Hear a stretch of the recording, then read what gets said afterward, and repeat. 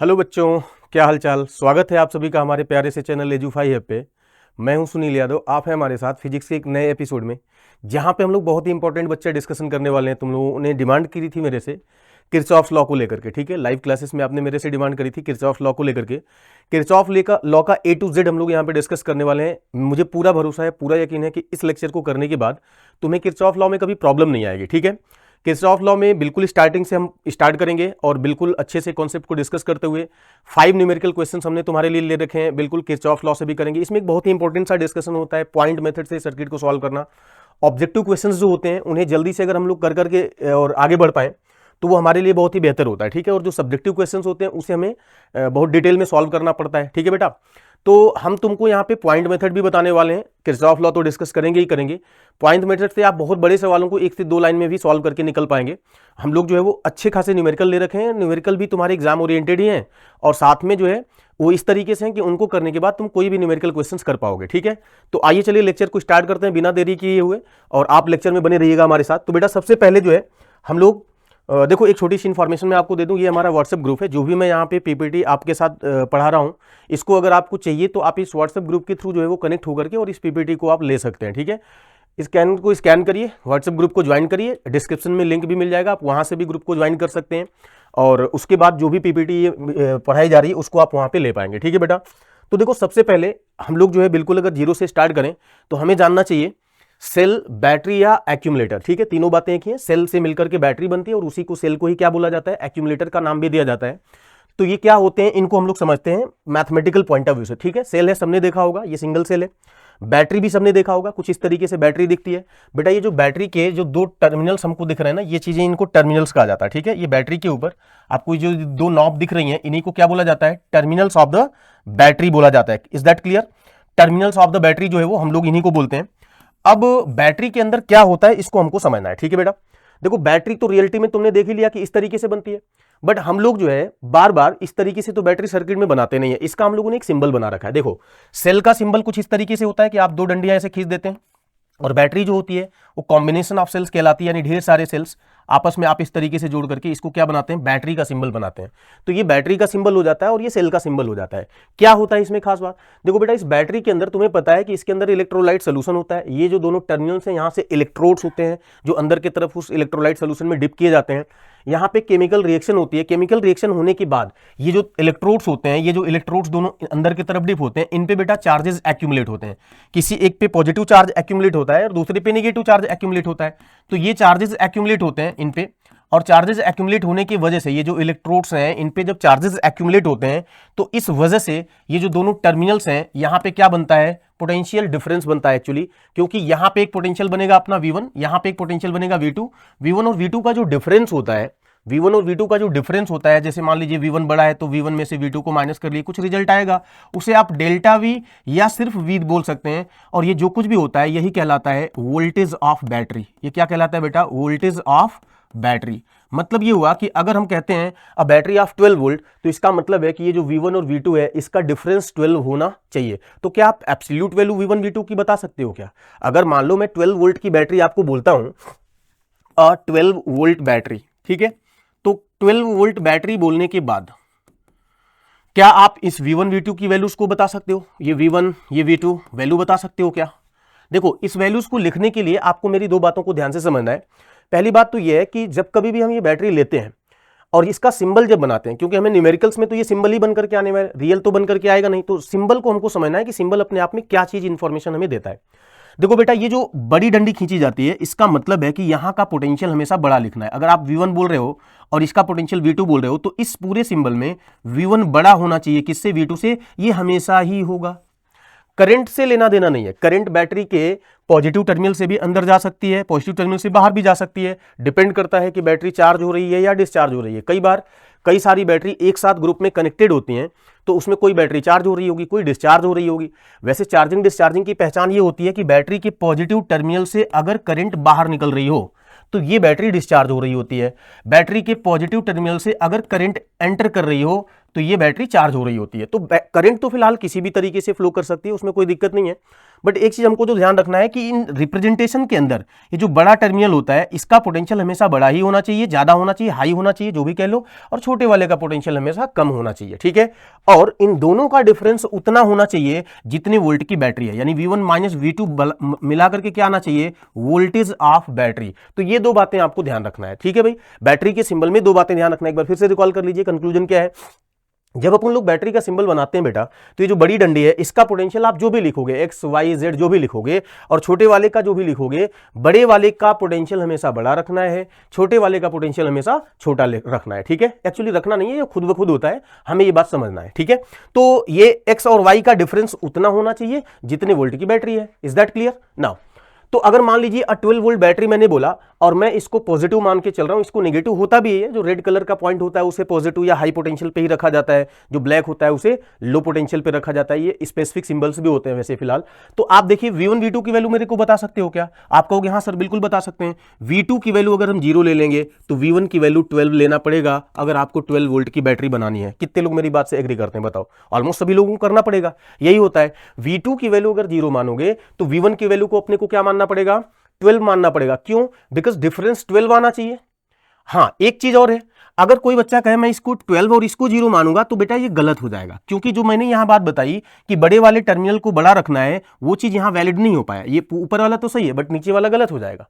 और क्या हो सकता है, मान लीजिए कोई बच्चा कह रहा है मैं इसको कहूंगा -32, मैं कहूंगा ठीक है इसको -20 कह लो, क्योंकि -20 बड़ा है, -32 से होना भी चाहिए था। कितना डिफरेंस है, अगेन 12, तो सब कुछ करेक्ट है, राइट। कोई बच्चा ये भी कह सकता है कि हम जो है इसको अगर लेंगे 12, तो इसको हम क्या लें, -12 अगर हम लेंगे तो इसको हम क्या लें, हम कहेंगे बेटा 0 ले लो, क्योंकि -12 और 0 का डिफरेंस भी 12 हो जाएगा, -12 और 0 का डिफरेंस भी 12 हो जाएगा। और क्या हो सकता है भाई, कोई भी बच्चा अगर ये कहेगा कि हम इसको 20 लिखेंगे, सपोज दैट ये पॉसिबिलिटी है, तो हम कहेंगे ठीक है बेटा इसको 32 लिख लो। ये सारे कॉम्बिनेशन सही जा रहे हैं, यानी कि अगर 12 वोल्ट की बैटरी दिखानी है तो दोनों टर्मिनल के जो पोटेंशियल से बेटा कोई स्पेसिफिक वैल्यू नहीं रखते, हमें नहीं पता कौन सी वैल्यू, हम इनमें से कुछ भी ले सकते हैं। एक्चुअली इनफाइनाइट कॉम्बिनेशंस हो सकते हैं, यहाँ पे इनफाइनाइट तरीके से दोनों टर्मिनल्स के पोटेंशियल लिखे जा सकते हैं। सबसे आसान कॉम्बिनेशन ये वाला होता है, इसलिए मोस्टली आपने यही देखा होगा कि जब हम कोई भी वोल्टेज की बैटरी लेते हैं तो एक तरफ 0 और एक तरफ उतना वोल्ट लिख देते हैं जितने की वो बैटरी है। बट वो सबसे आसान होने की वजह से होता है, ऐसा नहीं है कि हमेशा वही होता है। Is that clear? अब तो इतनी बात आपको समझ में आ गई होगी। नेक्स्ट अगली बात समझते हैं हम लोग। अगली बात हम लोग समझते हैं बेटा, देखो यानी कुल मिला के हम लोगों ने ये समझा कि अगर कोई बैटरी है तो बैटरी की वोल्टेज का मीनिंग क्या होता है, ये हम लोगों ने अभी के लिए समझा है। अब दूसरी बात आपको ये समझना है कि ओम्स लॉ के बारे में थोड़ा सा रेजिस्टेंस से रिलेटेड बात कर लेते हैं। ओम्स लॉ रेजिस्टेंस के बारे में बातचीत करता है। ये कहता है कि कोई भी अगर रेजिस्टेंस है, रेजिस्टेंस का सिंबल आप जानते हैं आर होता है, तो इसमें करंट सिर्फ और सिर्फ तभी चल सकती है जब दोनों तरफ का पोटेंशियल अलग अलग होगा। देखो बताएं एक बात, जब कभी भी किसी सर्किट की बात हम करते हैं तो उसके अंदर जितने भी पॉइंट्स होते हैं, सर्किट का मतलब क्या है, ढेर सारे एलिमेंट्स का combination, battery, resistance, inductor, capacitor, thyristor, diode, transistor, कुछ भी लगा लो, है ना। तो ये सारा का सारा ग्रुप जो बनाता है वो क्या बनाता है, इलेक्ट्रिकल सर्किट। उस इलेक्ट्रिकल सर्किट, जैसे हमारे घरों में इलेक्ट्रिकल सर्किट है, ढेर सारी चीजें आपस में कनेक्टेड है, तो वो क्या है, इलेक्ट्रिकल सर्किट है। इलेक्ट्रिकल सर्किट के अंदर जितने भी वायर चल रहे होते हैं, अगर वायर के किसी भी पॉइंट पे आप फिंगर रखोगे वहां कुछ ना कुछ पोटेंशियल होता है। तो वैसे ही ये अगर कोई वायर है, इसमें भी कोई ना कोई पोटेंशियल होगा हर एक पॉइंट का।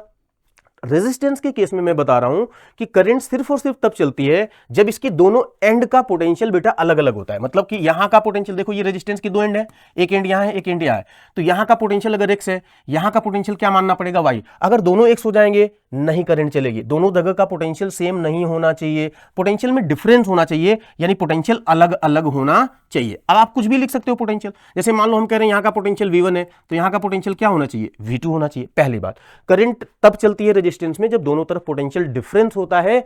और करंट की डायरेक्शन किधर से किधर चलती है बेटा, ध्यान रखना, जो हाई पोटेंशियल होगा हाई टू लो चलेगा। अगर V1 बड़ा है V2 से तो करंट जो है वो V1 से V2 की तरफ जाएगी, V1 से V2 की तरफ जाएगी जब V1 बड़ा होगा। और ये बात सिर्फ रेजिस्टेंस में होता है, बैटरी की केस में ऐसा नहीं होता, क्योंकि मैंने बताया था बैटरी चार्ज भी हो सकती है, डिस्चार्ज भी हो सकती है, और उससे उसकी पोलैरिटी पे भी कोई फर्क नहीं पड़ता। पोलैरिटी का मतलब कौन सा बड़ा कौन सा छोटा, राइट। पोलैरिटी ठीक वैसे ही रहती है, चार्ज डिस्चार्ज वो बैटरी हो सकती है। रेजिस्टेंस में करंट की डायरेक्शन से पोलैरिटी की नेचर डिसाइड होती है कि कहां का पोटेंशियल बड़ा है और कहां का पोटेंशियल छोटा है। जो तुम्हें होता नहीं है किरचॉफ लॉ में बहुत सारे साइंस को लेकर के समस्या होती है, रटना पड़ता है या रट लेते हो और कहीं कहीं जगहों पे वो फेल हो जाता है, क्वेश्चन नहीं समझ में आता। बेटा कुछ भी रटने की जरूरत नहीं है, ना कोई रूल है, आप समझिए जो बता रहा हूं वही है, अपने आप होगा। ये तो लॉजिकल है ना भाई। करंट चलती है हाई टू लो, जैसे कहीं पे भी वाटर फ्लो करता है high pressure to low pressure. Potential तो इलेक्ट्रिकल प्रेशर होता है, तो वो इलेक्ट्रिक करंट के लिए क्या देगा, प्रेशर देगा। तो हाई पोटेंशियल से लो पोटेंशियल की तरफ करंट फ्लो करती है रेजिस्टेंस के केस में, ठीक है। अब ये जो पोटेंशियल डिफरेंस होता है, यहां पे दोनों एंड का पोटेंशियल डिफरेंस आएगा। जैसे मान लो V1 माइनस V2, तो V1 माइनस V2 बराबर क्या होना चाहिए, IR, ऐसा ओम्स लॉ ने बोला। ओम्स लॉ क्या कहता है कि किसी भी रेजिस्टेंस में दोनों तरफ का जो पोटेंशियल डिफरेंस होता है उसे IR लिखा जाता है। जो तुम कहते हो ना V is equal to IR, इस V का एक्चुअल मीनिंग मैं बता रहा हूं कि V का मीनिंग क्या होता है। V का मीनिंग होता है बेटा दोनों तरफ का potential difference, V1 minus V2। सच पूछो तो उसे V नहीं डेल्टा V लिखना चाहिए, बट तुम्हें 10th क्लास में शुरू में ही थोड़ा सा रॉन्ग रफ तरीके से पढ़ा दिया जाता है, तो आपको बात को समझना पड़ेगा कि वो V नहीं होता है, डेल्टा V होता है। दोनों तरफ का पोटेंशियल डिफरेंस होता है और वो पोटेंशियल डिफरेंस ही IR के बराबर होता है, and this is Ohm's equation, Ohm's law, right. अब यहां पे V1 माइनस V2 बराबर IR तो तुम्हें समझ में आया, बट इसको लिखने के तरीके आपको समझने पड़ेंगे, ठीक है। ये बात आपको समझ में आ गई होगी, बट हमें इसमें और क्या क्या नया ऐड करना है। देखो बेटा इस इक्वेशन को, ये जो लिखी हुई है, इसको मैं ऐसे भी तो लिख सकता हूं कि V1 minus IR is equal to V2। बिल्कुल बात सही है, आप कहोगे बिल्कुल सही है भाई, ये बात लिखो या ये बात लिखो, बात एक ही है। बट इस नई वाली लाइन से हमें नई बात समझनी है। वो क्या समझनी है कि हमें ओम्स लॉ को लगाने का अपना तरीका बदलना पड़ेगा, ठीक है। ओम्स लॉ को लगाने का तरीका कैसे बदलना पड़ेगा, सुनिए। ओम्स लॉ को लगाने का तरीका ऐसे बदलना पड़ेगा कि जैसे मान लो हमारे पास इसी इक्वेशन को हम नए अंदाज में पढ़ते हैं। जैसे मान लो, जरूरी है वो, है ना। मान लो हमारे पास यहां का पोटेंशियल कुछ है, आपने वहां फिंगर रखा, देखो ये सर्किट है, सर्किट के किसी भी पॉइंट पे आप देख सकते हो ना, स्टार्टिंग में आपने जहां भी देखा वहां का जो भी पोटेंशियल आप उसको नोट डाउन कर लीजिए। हम कह रहे हैं V1 को देखा आपने, मान लो इधर की तरफ देख रहे थे, झटके से मैंने फेस इधर किया, मेरे को V1 दिखा, मैं क्या लिखूंगा सर, V1 लिख दूंगा। V2 दिखता तो मेरे V2 लिख देता, मतलब मैं कहीं से भी कुछ भी कर सकता हूं, कोई बाउंडेशन नहीं, कोई लिमिटेशन नहीं है। लेट्स से कि मैंने V1 से शुरू किया, मैंने V1 लिखा। अब ध्यान से सुनना, V1 से तुम सर्किट में मूव करना शुरू करो। V1 से जब तुम सर्किट में मूव करना शुरू करोगे, यहां से यहां जाओगे, तो क्या रास्ते में कोई भी सर्किट एलिमेंट आया क्या, आंसर है नहीं। तो बेटा यहां ना पोटेंशियल घटेगा ना बढ़ेगा, यानी इस पूरे जगह पे पोटेंशियल क्या रहेगा, सेम। जैसे जैसे आप इस रेजिस्टेंस में आगे बढ़ते जाओगे, जैसे जैसे रेजिस्टेंस में आगे बढ़ते जाओगे, पोटेंशियल वैसे वैसे फॉल होता जाएगा, राइट। क्यों फॉल होता जाएगा, क्योंकि हमें पता है करंट आगे जा रही है, तो यहां पोटेंशियल ज्यादा है, यहां पोटेंशियल कम है, तो घटेगा तभी तो कम होगा। और यहां जाते जाते कितना फॉल कर जाएगा साहब, तो ओम्स लॉ कहता है IR फॉल कर जाएगा, IR फॉल कर जाएगा। I करंट है, R उतने का रेजिस्टेंस है जितना तुम चल के आए हो, तो फॉल करेगा तो माइनस लगाओ ना। फॉल कर रहा है, इस बात की हम कैसे श्योरिटी ले सकते हैं, बिकॉज हम करंट की डायरेक्शन में जा रहे हैं, करंट चलती है हाई टू लो, इसलिए पोटेंशियल फॉल कर रहा है। तो इसलिए हमने क्या लगा दिया, माइनस लगा दिया। कितना फॉल कर गया, IR। कितना फॉल कर गया, IR। यहां से शुरू किया, यहां तक सेम रहा, यहां से यहां आ गए, IR डिक्रीज कर गया, और यहां आने के बाद जो भी है वही यहां तक रहेगा, और उसको अपन लोगों ने क्या नाम दे रखा है बेटा, V2। दैट मीन्स कि ये सब कुछ बराबर होना चाहिए किसके, V2 के। तो आपको ये लिखने का तरीका समझना था, यही क्वेश्चन मैंने यहां पे भी बताई, बट जो तरीका बताया वो इंपॉर्टेंट है, क्योंकि बड़े सारे सवालों में आप हर जगह ओम्स लॉ के हिसाब से चीजों को नहीं सोच सकते। आप एक जगह से शुरू करिए, दूसरे जगह आप कहीं पे भी मूव करने की फ्रीडम आपके पास होनी चाहिए, इक्वेशन लिखने आनी चाहिए। यही मैं टेक्निक बता रहा था तुम्हें, पॉइंट मेथड, जिससे बड़े बड़े सवाल जो ऑब्जेक्टिव क्वेश्चन है, और मैं भी करूंगा अभी प्रीवियस ईयर एग्जाम के पूछे हुए सवाल हम देखेंगे, दोनों तरीके से करेंगे। ओम्स लॉ, किरचॉफ लॉ से भी करेंगे, पॉइंट मेथड से भी करेंगे। पॉइंट मेथड से 1 से 1.5 मिनट के अंदर, मतलब 1 से 2 से 3 लाइनों के अंदर सवाल को सॉल्व कर सकते हैं, राइट। कई बार तो ओरली भी हो जाता है, एंड किरचॉफ लॉ से तो मान लो करेंगे ही करेंगे, ठीक है कि नहीं, बात समझ में आई। तो ये जो लेक्चर है, ये किरचॉफ लॉ की A to Z सारी बातों को खत्म करने वाला, आप बस बने रहिए मेरे साथ, ठीक है बेटा। तो V1 minus IR is equal to V2। अच्छा, अगर कोई बच्चा मान लो फर्स्ट नजर में वो V2 को देखता, तो ठीक है वो V2 लिखता, और V2 से वो दूसरे एंड पे अगर जाता, तो ध्यान से सुनना, V2 से जब वो चलना शुरू करेगा बेटा, जब वो V2 से चलना शुरू करेगा, तो V2 से यहां तक तो पोटेंशियल सेम रहेगा, कोई बदलाव नहीं होगा। जब वो आगे बढ़ेगा तो पोटेंशियल जल्दी बताओ, बढ़ता जा रहा है घटता जा रहा है, तुम कहोगे सर बढ़ता जा रहा है, क्यों, बिकॉज करंट उधर से आ रही है, ऑब्वियस सी बात है, इधर प्लस रहा होगा, इधर माइनस रहा होगा। रेजिस्टेंस में करंट चलती है high potential to low potential, ठीक है। तो इसलिए यहां से यहां आप बढ़ते जाओगे, प्लस की तरफ चलते जा रहे हो, इसलिए प्लस होता जा रहा है, ठीक है, प्लस होता जा रहा है। और वहां पहुंचने के बाद कितना प्लस हो गया, जितना वो डिफरेंस क्रिएट करता है, तो प्लस कितना, IR। भाई यहां से यहां तक का डिफरेंस कितना होता है, IR होता है, तो वही घटेगा या वही बढ़ेगा, अब बस आपको ये डिसाइड करना है कि घट रहा है या बढ़ रहा है, कितना घटना बढ़ना है, IR घटना बढ़ना है, ठीक है। उसके बाद बना कितना, इक्वल टू V1 बन गया, क्योंकि यहां पहुंचते ही वो V1 के बराबर आ गया। तो ये इक्वेशन भी तो यही है, देखो ध्यान से भाई, इसको और इसको दोनों को तो एक ही बात बोली गई, ऐसा तो है नहीं कि कुछ अलग है।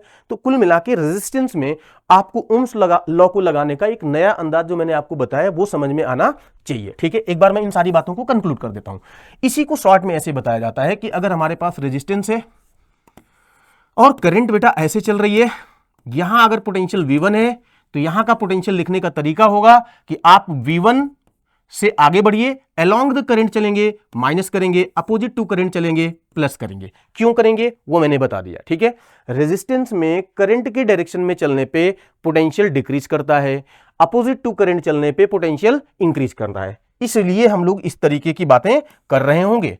अब जो है आपको क्या करना है, यहां का पोटेंशियल अगर चाहिए तो V1 आगे बढ़ रहे हैं, करंट के डायरेक्शन में जा रहे हैं, तो माइनस कर दीजिए IR, जो भी वहां का पोटेंशियल रहा होगा V2 X Y Z जो भी रहा होगा वो निकल के आ जाएगा, ठीक है। बात समझ में आई। तो रेजिस्टेंस में अपने को ये समझना है, अलोंग द करंट नेगेटिव, देखो नेगेटिव किधर ले रहे हो, अलोंग करंट, ठीक है। पॉजिटिव कब ले रहे हो, अपोजिट टू करंट। क्यों ले रहे हो वो मैंने बता दिया। अब तुम्हें अगर रटने पे विश्वास हो तो रट सकते हो, समझने पे विश्वास है तो समझ सकते हो, मैंने दोनों काम तुम्हारे लिए कर लिए, ठीक। अब तीसरी बात क्या है बेटा, बैटरी से रिलेटेड जो बात मैंने बताई थी उसमें एक बात ऐड ऑन कर लेते हैं, और ठीक वो अब हम समझ लेते हैं कि क्या बताया था। पहली बात, बैटरी का सिंबल मैंने आपको बताया था ऐसे, बैटरी में बताया था दोनों तरफ का पोटेंशियल अलग अलग होता है, और बैटरी अगर V वोल्ट की है, यहां का पोटेंशियल कुछ रहा होगा, यहां का पोटेंशियल कुछ रहा होगा। तुम जल्दी से मुझे बताओ, अगर यहां का पोटेंशियल X मान लूं, यहां का पोटेंशियल मैं Y मान लूं, जरा मुझे बताइए X बड़ा होगा या Y बड़ा होगा।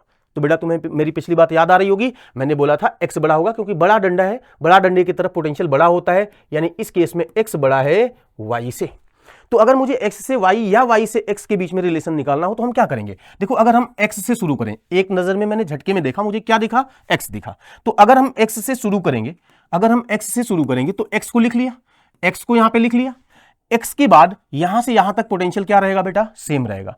जैसे ही आप यहां से यहां जाओगे तो बताओ पोटेंशियल घटेगा या बढ़ेगा, तुम कहोगे सर घटेगा, क्यों, क्योंकि Y तो छोटा करना है मेरे को, और यहां पे करंट से कोई लेना देना नहीं है, तो छोटा करना है तो माइनस कर लीजिए, कितना, जितना वो डिफरेंस होता है। तो बैटरी का डिफरेंस कितना होता है, जितने वोल्ट की बैटरी होती है, तो X माइनस V, एंड ये बराबर किसके होना चाहिए, Y के, और यही हमारा X और Y का रिलेशन हो जाएगा, ठीक है। अच्छा, कोई बच्चा अगर मान लो Y से X पे जाता तो वो क्या लिखता सर, Y से चल के यहां तक जाता, सेम होता, यहां से यहां जाएगा पोटेंशियल फिर से बढ़ जाएगा, तो प्लस V एंड बराबर क्या होना चाहिए, X। अरे बात समझ में आई आपको, बात समझ में आ गई होगी, ठीक है।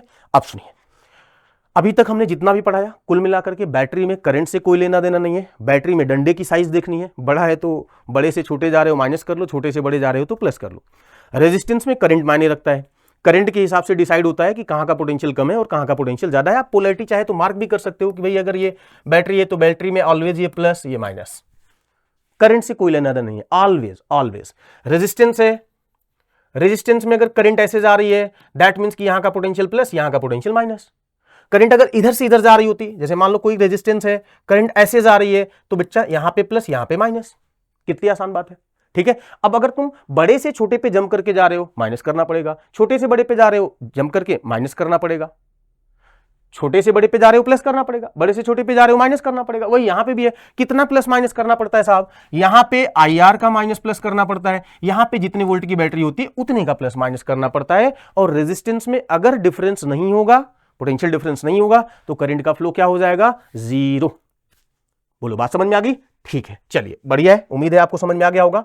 अब हम लोग जो है वो किरचॉफ लॉ की बातचीत कर लेते हैं। इतनी सारी बातों को करने के बाद देखो, किरचॉफ में दो लॉ दिए जाते हैं, और पहला लॉ कहता है किरचॉफ करंट लॉ, जिसे KCL भी आप लिखते हैं, KCL, इसको जंक्शन लॉ, नोड लॉ, तमाम सारे नाम से जाने जाते हैं। बहुत आसान है इसको भी समझना, क्या बोलता है ये, कॉमन सेंस की बात है। जैसे मान लीजिए एक वायर ये आ रहा है, एक वायर ये आ रहा है, और एक करंट यहां से जा रही है।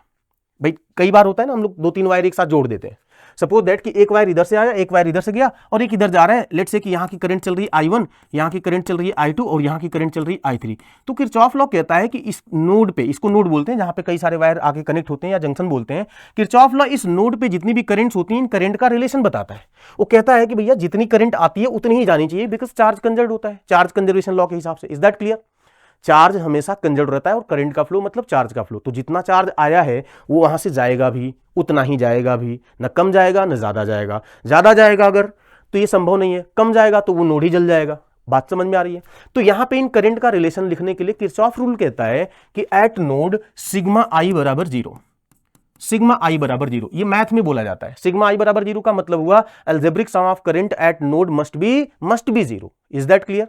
अब अलजेब्रिक सम ऑफ करंट यानी ये सिग्मा आपको करना कैसे है, तो बेटा ध्यान रखना, इनकमिंग करंट आप प्लस ले लीजिए, इनकमिंग करंट को आप क्या ले लीजिए, पॉजिटिव। आउटगोइंग करंट को आप क्या ले लीजिए, नेगेटिव ले लीजिए। आउटगोइंग करंट को क्या ले लीजिए, नेगेटिव ले लीजिए। और पॉजिटिव नेगेटिव करने के बाद कुछ बचना नहीं चाहिए। कहां के लिए, इनकमिंग और आउटगोइंग। चमत्कारी तरीके से तुम मान लो कि तुम यहां नोड पे जाके, तुम्हारी चमत्कारी आंखें, तुम बैठ गया और तुम्हें कोई काम धाम रहा नहीं, तुम नोड देख रहे हो। क्या देख रहे हो, नोड देख रहे हो। अब नोड पे बैठोगे तो नोड के तरफ जो आएगा वो तुम्हारे लिए इनकमिंग हो जाएगा, नोड से दूर जाएगा वो आउटगोइंग हो जाएगा। तो अगर इस पॉइंट पे ध्यान से देखा जाए तो ये I1 और I2 क्या है, इनकमिंग करंट, बट I3 क्या है बेटा, आउटगोइंग करंट। अच्छा, कोई भी चीज हमारे पास आएगी तो बेसिक बात है अपने पास जो भी अमाउंट होगा वो बढ़ेगा ही बढ़ेगा, हमसे दूर जाएगी तो अमाउंट घटेगा। बोलो क्लियर है भाई? कोई भी चीज अपने पास आ रही है तो बढ़ेगा और दूर जा रही है तो अपने पास वो अमाउंट क्या होगा, घटेगा। तो अब आप बताइए I1 पास आई कि दूर गई, तो तुम कहोगे पास आई, तो इसलिए I1 प्लस में लिख लो। I2 वो भी पास आ रही है तो उसको भी प्लस में ले लो। I3 दूर जा रही है, माइनस में ले लो। और रिजल्ट क्या आना चाहिए, जीरो। ध्यान से देखो तो यही है हमारे पास किरचॉफ्स लॉ। और इसका दूसरा मीनिंग यह है कि बेटा इसको हम ध्यान से देखें तो ऐसे लिख सकते हैं कि I1 प्लस I2 बराबर I3, और ये क्या है सब, इनकमिंग करंट, और ये क्या है, आउटगोइंग करंट। इसका मतलब वो इनडायरेक्टली ये कहना चाह रहे हैं कि किसी भी नोड पे जितनी करंट आती है उस नोड से उतनी ही करंट जाती है। अरे मेरी बात समझ में आ रही है सबको?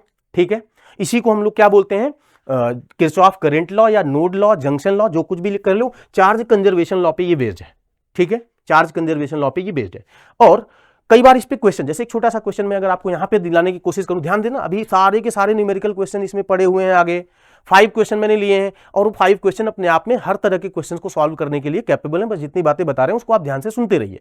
ठीक है, यहां इस पॉइंट को क्लियर करने के लिए अपने तरफ से मैं एक छोटा सा क्वेश्चन तुम्हें देता हूं, और वो छोटा सा क्वेश्चन ये है, और इस तरह के क्वेश्चन भी तुम्हारे एग्जाम में आ ही जाते हैं कभी कभी। ठीक है, जैसे मान लीजिए मैं कह रहा हूं कि ये 3 एम्पियर की करंट जा रही है, ये करंट जो है वो बेटा मान लो 1 एम्पियर की जा रही है, और उसके बाद यहां से करंट जो है वो मान लो जा रही है 4 एम्पियर की। ठीक है, तो देखो ये जंक्शन है या नोड है, ये जंक्शन या नोड है, तो इस नोड या जंक्शन पे कुछ अननोन करंट्स आपको दिख रही होंगी। हमारा क्वेश्चन ये उन करंट की वैल्यू बताइए जो अननोन है, यानी इस वाले ब्रांच में, इसको ब्रांच बोलोगे। एक सिंगल वायर जो होता है उसे ब्रांच बोला जाता है, चाहे वो मोड़ मोड़ के रखा हो या सीधा सीधा रखा हो। ठीक है, और ध्यान रखना कि एक सर्किट के अंदर एक ब्रांच में हमेशा एक ही करंट चलती है जो सभी एलिमेंट्स की कंबाइंड इफेक्ट की वजह से बनती है, उसे इक्विवेलेंट करंट भी कहा जाता है। ठीक, तो इस वाले ब्रांच में अपने को बताना है क्या चीज, क्या करंट बनेगी, यहां पे क्या करंट बनेगी। तो सुनना, तुम पहले इस वाले नोड पे किरचॉफ का करंट लॉ लगाओ, क्योंकि ये नोड वहीं से, ये ब्रांच उसी नोड पे कनेक्ट हो रही है। तो मान लो हमें नहीं पता ना कि यहां पे क्या करंट है और किधर की तरफ है, तो हम मान लेते हैं कि चलिए ये करंट I1 है। तो अब मुझे ये I1 चाहिए बेटा, तो हम क्या करेंगे, I1 को सबसे पहले लिखेंगे, क्योंकि उसके बारे में कुछ भी नहीं पता है तो हम सबसे पहले उसको लिख देंगे, बिकॉज उसको हम प्लस माइनस भी नहीं कर सकते, तो पहले ही लिख देंगे उसको जो कुछ भी है। अब देखो वो 3 एम्पियर आ रही है तो प्लस कर दो, यहां से 1 एम्पियर जा रही है माइनस कर दो, इक्वल में क्या आना चाहिए, 0। तो ये जो I1 है वो क्या आएगी बताइए, -2 जाएगी। I1 क्या होगी, -2 एम्पियर आएगी, -2 एम्पियर। I1 की वैल्यू क्या आएगी, -2 एम्पियर। अब ये माइनस क्या बता रहा है, तो यहां पे क्या बताया था तुम्हें कि माइनस बताता है आउटगोइंग करंट को। दैट मींस कि इस नोड पे ये जो I1 है वो इधर जा रही होगी, I1 की डायरेक्शन कितनी होगी, इसकी वैल्यू 2 एम्पियर। अरे बोलो बात समझ में आ गई समझ में। अब उस नोड पे चलिए, क्योंकि वहां से हम अगली करंट निकाल पा रहे होंगे। अगर हम उस नोड पे चलें, लो ठीक है, I1 यहां पे मान लो तुम I2 है, अब इस तुम्हें I2 चाहिए, तो I2 को पहले लिख लो। डायरेक्शन अभी तक नहीं पता है, जब साइन आएगा जब डिसाइड होगा। उसके बाद क्या हो रहा है बताइए, इस नोड पे ये वाली करंट आ रही है, इनकमिंग करंट को प्लस ले लीजिए, आउटगोइंग करंट क्या है 4 है तो -4 कर लीजिए, इक्वल टू क्या आना चाहिए 0। अब बताइए I2 कितना आ रही है बेटा, तो ये 3 आ रही है, 3 एम्पियर प्लस में आ रहा है ना, ये देखो प्लस में आ रहा है। प्लस में आना इस बात को प्रूव कर रहा है कि ये करंट क्या है, इनकमिंग करंट है। प्लस में आना इस बात को प्रूव कर रहा है कि ये करंट इनकमिंग करंट है, इसका मतलब इस नोड की तरफ वो करंट आ रही होगी। तो ये है किरचॉफ का करंट लॉ, जिसे हम किरचॉफ फर्स्ट लॉ के नाम से भी जानते हैं, चार्ज कंजर्वेशन लॉ पे बेस्ड है। इसको इसी तरीके से इस्तेमाल करना है, सिग्मा I = 0। क्लियर। अब चलते हैं किरचॉफ के सेकेंड लॉ की बात करते हैं। किरचॉफ के सेकेंड लॉ को KVL, किरचॉफ वोल्टेज लॉ भी कहा जाता है, ठीक है। किरचॉफ लूप लॉ भी कहा जाता है। लूप लॉ इसलिए कहा जाता है क्योंकि इसको पूरे क्लोज लूप में हम घूम घूम करके चेक कर रहे होते हैं, राइट। वोल्टेज लॉ इसे इसलिए कहा जाता है क्योंकि इसमें हम वोल्टेज की कैलकुलेशन कर रहे होते हैं। पिछले में करंट की कैलकुलेशन कर रहे थे, इसलिए उसको किरचॉफ करंट लॉ बोला जा रहा था, राइट। नोड पे लगा रहे थे, इसलिए उसको हम जंक्शन लॉ भी बोलते थे। यहां पे हम लोग जो है इसको वोल्टेज लॉ बोला जा रहा है क्योंकि इसमें वोल्टेज की इक्वेशन अपने को लिखनी है। तो ये क्या कहता है पता है, बहुत आसान सी बात है, इसमें कुछ भी अब नया नहीं रह गया है। सुनिए ध्यान से, पीछे जो हमने बैटरी और सेल के रेजिस्टेंस के बारे में बोला था वही। जैसे सपोज दैट ये बोलता क्या है कि in any closed loop sigma we बराबर 0 होता है। सिग्मा वी बराबर 0 एनर्जी कंजर्वेशन लॉ पे बेस्ड होता है। ये कहता है किसी भी क्लोज लूप में, किसी भी क्लोज लूप का मतलब है जैसे मान लीजिए हमारे पास ये कोई बैटरी है, ये कोई रेजिस्टेंस है, अगेन ये कोई बैटरी है, ये कोई रेजिस्टेंस है, ठीक है भाई, बैटरी रेजिस्टेंस, और उसके बाद और भी कुछ हो सकता है, कैपेसिटर लगा सकते हो, ठीक है, कुछ भी इंडक्टर लगा सकते हो, कुछ भी लगा सकते हो, ठीक है। तो अब ये कहते हैं कि किसी भी क्लोज लूप में, ये जो हमने क्लोज लूप लिया हुआ है इसको क्लोज लूप इसलिए बोला जा रहा है कि इसमें फ्रीडम है कि हम जहां से चलें वापस वहीं आ सकते हैं। अगर यहां से चलें ऐसे घूम के वापस वहीं आ सकते हैं, या इधर से भी घूम के वापस वहीं आ सकते हैं, तो इसको क्लोज लूप बोला जा रहा है। और अगर आप पूरे क्लोज लूप में घूम गए, क्योंकि घूमे कि नहीं घूमे ये अपने ऊपर भी डिपेंड करता है ना जरूरत के हिसाब से, अगर तुम घूम के वापस वहीं आ गए तो ये कहते हैं कि सब जोड़ करके, हर जगह का वोल्टेज जोड़ करके, ध्यान रखना डेल्टा वी, वी यहां पे वोल्टेज है, पोटेंशियल डिफरेंस वोल्टेज है, ये पोटेंशियल डिफरेंस, हर जगह का पोटेंशियल डिफरेंस ऐड करने के बाद नेट पोटेंशियल डिफरेंस क्या आना चाहिए? 0। पोटेंशियल डिफरेंस यहां कितनी बार आएगा? देखो एक बैटरी है, यहां आएगा, यहां आएगा 2, यहां आएगा 3, 4, 5, 6, ठीक है। तो इन 6 का पोटेंशियल डिफरेंस ऐड करने के बाद और आंसर क्या आ जाएगा बेटा? 0 आ जाएगा। इसको एक न्यूमेरिकल क्वेश्चन से हम लोग करने की कोशिश करते हैं, दिन आफ्टर हम क्वेश्चन पे आ जाएंगे बहुत जल्दी से, यही लास्ट टॉपिक है, फिर क्वेश्चन ही कर रहे हैं। जैसे मान लीजिए एकदम छोटा सा समझने के लिए क्वेश्चन देता हूं, ये हमारे पास बैटरी है, ये रेजिस्टेंस है, और एक बैटरी हमने एक और लगा दिया, चलो बैटरी लगा देते हैं कुछ इस तरीके से, और ये हमने रेजिस्टेंस लगा दिया, ठीक। लेट्स से कि ये 2 ओम का रेजिस्टेंस है, ये 5 वोल्ट की बैटरी है, ये 1 ओम का रेजिस्टेंस है, एंड ये 8 वोल्ट की बैटरी है। मैं सिंपल सा तुमसे क्वेश्चन कहना चाह रहा हूं कि बताओ इसमें करंट और उसकी डायरेक्शन क्या है। क्वेश्चन हमारा यह है कि बताइए इस पूरे सर्किट के अंदर करंट और उसकी डायरेक्शन क्या है। सबसे पहले मुझे ये बताइए इसमें कितनी ब्रांचेज हैं। तुम कहोगे एक ब्रांच है। क्यों? एक ही वायर तो है घुमा के जो रखा हुआ है, तो एक ही ब्रांच में हमेशा एक ही करंट चलेगी, और वो हमें अभी नहीं पता क्यों किधर से किधर चल रही है। हालांकि मैं तुम्हें बता सकता हूं डायरेक्टली, बट तुमको अभी आई थिंक नहीं पता होगा, तो फिर हम लोग इसको बिल्कुल बेसिक से सीख रहे हैं। करंट खुद ब खुद अपनी डायरेक्शन को हमारे सामने लेकर के आएगी, हमें नहीं पता करंट किधर जा रही है, लेट्स एज्यूम, राइट। तो चलो ठीक है। दूसरी बात, जो भी करंट होगी पूरे में चलेगी, एक ही चलेगी, और वो करंट सभी बैटरी का और सभी रेजिस्टेंस का कंबाइंड इफेक्ट होगी। तो बेटा ऐसे सवालों में अगर हमको देखा जाए किरचॉफ लॉ से अगर इस सवाल को करना है, तो हम क्या करेंगे, अपने तरफ से कोई भी करंट की एक डायरेक्शन इसमें हम एज्यूम कर लेंगे, अपने तरफ से कोई भी करंट की डायरेक्शन एज्यूम कर लेंगे। तुम्हारी इच्छा, तुम 8 से 5 की तरफ, 5 से 8 की तरफ जाते हुए कोई भी करंट की डायरेक्शन एज्यूम कर लो। चलो मैं मान लेता हूं करंट ऐसे जा रही है, मैंने ये लेट करना है, सबसे पहले करंट की डायरेक्शन को लेट करना है। तो देखो यह करंट ऐसे आएगी, फिर ऐसे जाएगी, फिर यही करंट घूम करके ऐसे जाएगी, हर जगह पे करंट यही चल रही होगी, ठीक है कि नहीं। और तुम मुझे बता सकते हो ये करंट किस बैटरी की है, 5 की कि 8 की? बेटा दोनों की, ध्यान रखना, दोनों की मिला करके, 8 और 5 सबने मिला करके जो करंट बनाने की कोशिश करी, ये दोनों की मिला करके करंट चल रही है यहाँ पे। अरे बोलो बात क्लियर है? अब हमें करना क्या है, किरचॉफ लॉ से अगर इस सवाल को सॉल्व करना है तो कहीं से भी आप स्टार्ट कर लीजिए, कोई बाउंडेशन नहीं बेटा, जितना भी मैं बता रहा हूं उसमें कोई बाउंडेशन नहीं है कि आपको यही करना है। कुछ भी देखो, मान लो तुम यहां से स्टार्ट कर लो लिखना, या यहां से क्या लिखना है साहब? हर जगह का पोटेंशियल डिफरेंस। चलो मैं एक काम करता हूं, क्यों ये होता है मैं इसको भी बताता हूं, डेल्टा वी बराबर 0। चलो मैं ऐसा करता हूं, मान लो यहां से चलना शुरू करते हैं, यहां का पोटेंशियल कुछ रहा होगा x, तो सबसे पहले मैंने क्या बोला कि x लिख लो। अब x यहां से यहां तक सेम रहेगा, बोलो कि क्लियर है बात? तो सेम रहेगा तो कोई बदलाव नहीं हुआ। अच्छा आप ऐसे जा रहे हो कि ऐसे जा रहे हो, इससे कोई मैटर नहीं करता, आप उधर से घूम करके आ सकते हो यहीं पे, आप इधर से भी घूम करके जा सकते हो वहीं पे। फिलहाल के लिए मैं ऐसे चलता हूं, दूसरी तरफ से भी करके दिखा देंगे, आंसर सेम आएगा। तो यहां से यहां चलोगे, रिजल्ट क्या आएगा बेटा? सेम।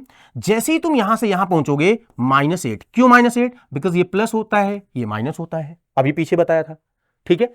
अच्छा एक चीज और कर लेते हैं, ये करंट ऐसे आ रही है ना, तो ये देखो यहाँ पे प्लस होना चाहिए, यहाँ माइनस, क्योंकि करंट ऐसे जाएगी। ये करंट ऐसे जा रही है तो यहाँ पे प्लस, यहाँ पे माइनस, ये है हमारे पास, तो ये माइनस और ये प्लस। इसमें करंट को नहीं, टर्मिनल्स को देखा है, ये टर्मिनल नेगेटिव है, ये टर्मिनल पॉजिटिव है। तो तुम चलो देखो पोलैरिटी मार्क कर लीजिए। अगर आपको कंफ्यूजन हो रही है, दिक्कत हो रही है, तो आप सबसे पहले क्या करिए, पोलैरिटी मार्क कर लीजिए, जैसे मैंने यहाँ पे बताया, ठीक है। अब यहां से शुरू किया हमने, तो एक्स से हमने शुरू किया, तो हमने सबसे पहले क्या किया, एक्स मेंशन किया, एक्स लिख लिया। एक्स से जैसे ही हम आगे बढ़ेंगे तो -8, तो -8 कर लिया क्योंकि प्लस से माइनस जा रहे हो। यहां तक तुम आ चुके हो, ध्यान देना, यहां तक आ चुके हो, यहां तक सेम रहेगा। जैसे ही तुम इससे आगे बढ़ोगे फिर से देखो प्लस से माइनस जा रहे हो तो माइनस कर लो, कितना i इंटू आर। यहां पे डिफरेंस कितना आता है, i इंटू आर, तो ये रहा i, ये रहा r, तो 1 इंटू आई करोगे, आंसर i ही आने वाला है। यहां तक आ चुके हो और आगे बढ़ो, कोई चेंज नहीं, कोई चेंज नहीं, यहां तक कोई चेंज नहीं आएगा, यहां तक कोई चेंज नहीं आएगा। जैसे ही आप यहां से यहां बढ़ोगे फिर से माइनस, क्योंकि प्लस से माइनस जा रहे हो, तो माइनस कितना i इंटू आर, बोले तो 2 इंटू आई। फिर आप यहां तक आ चुके हैं, यहां से यहां तक कोई बदलाव नहीं होगा। जैसे आप यहां से यहां पहुंचेंगे तो देखो माइनस से प्लस पे जा रहे हो तो इसलिए प्लस लिख दो, कितना भैया 5, कितना लिखोगे 5। यहां आ गए और यहां से यहां तक कोई बदलाव नहीं होगा, यहां पे वापस वहीं आ गए। इसका मतलब है इक्वल में सब कुछ करने के बाद हम फिर से एक्स पे आ गए। बोलो क्लियर है? तो इक्वल में क्या लिख दिया, एक्स। अब देखो ध्यान से, एक्स से एक्स तो कट ही जाने वाला है, तो -8 minus I -2i plus 5 equal to 0। ये क्या है, ये ध्यान से देखो तो ये क्या है, इन पूरे सर्किट का पोटेंशियल डिफरेंस ही तो है हर जगह पे, 1 2 3 4, तो ये पहले की जगह का, ये सेकेंड थर्ड और फोर्थ के जगह का, यही तो है डेल्टा वी। यही क्या है, डेल्टा वी। और क्लोज लूप में चलने पे ये पक्का है कि बार बार 0 आएगा, क्योंकि जो आखिरी वाला टर्म होगा और जो शुरुआत वाला टर्म होगा वो दोनों एक दूसरे से कैंसिल हो जाएगा, बिकॉज दोनों सेम बनने वाला है। इसीलिए लूप ये कहता है कि लूप कंप्लीट लूप के अंदर सिग्मा वी हमेशा क्या होता है, 0 होता है। ठीक है, अब आप इसको सॉल्व करके आसानी से आई की वैल्यू निकाल सकते हो। देखो 3i -8 और 5 का अगर डिफरेंस हम करेंगे तो क्या आएगा, -3 आएगा। और उसके बाद यहां देखिए ये -3 इक्वल टू इस तरफ जाएगा तो ये 3i आएगा और i की वैल्यू आएगी -1 एम्पियर। अब देखो करंट में माइनस अगर आ रहा है तो ये उसकी डायरेक्शन को बता रहा है, क्योंकि करंट में नेगेटिव का यही सेंस होता है। ठीक है, तो ये बता रहा है कि साहब आपने जो करंट की डायरेक्शन ऐसे मान रखी है, रियलिटी में वो ऐसे चल रही होगी, बट वैल्यू 1 एम्पियर ही होगी। This is the meaning of negative current. जानबूझ करके मैंने करंट की डायरेक्शन उल्टा लिया था जिससे नेगेटिव में आए और ये बात मैं तुम्हें बता पाऊं। क्लियर? पॉजिटिव आता तो इसका मतलब जो डायरेक्शन हमने शुरू में लेट किया था ना, देखो लेट किया था, वो डायरेक्शन एकदम से सही होती। क्लियर? अच्छा, अब कुछ लोगों के मन में ये डाउट रह जाता है, बच्चों के मन में, कि सर आपने एक्स से शुरू करके ये एंटी क्लॉकवाइज ही क्यों चला था, क्या हम क्लॉकवाइज भी चल सकते थे? तो मैंने शुरू में ही बोला था जी हाँ बच्चा, बिल्कुल चल सकते थे। चल के देख लो, जल्दी से सेम आंसर आने वाला है। मैं एक बार चल देता हूं, अगले में नहीं चलूंगा, ठीक है, थक जाऊंगा ना, इसलिए तुम सुनो ध्यान से।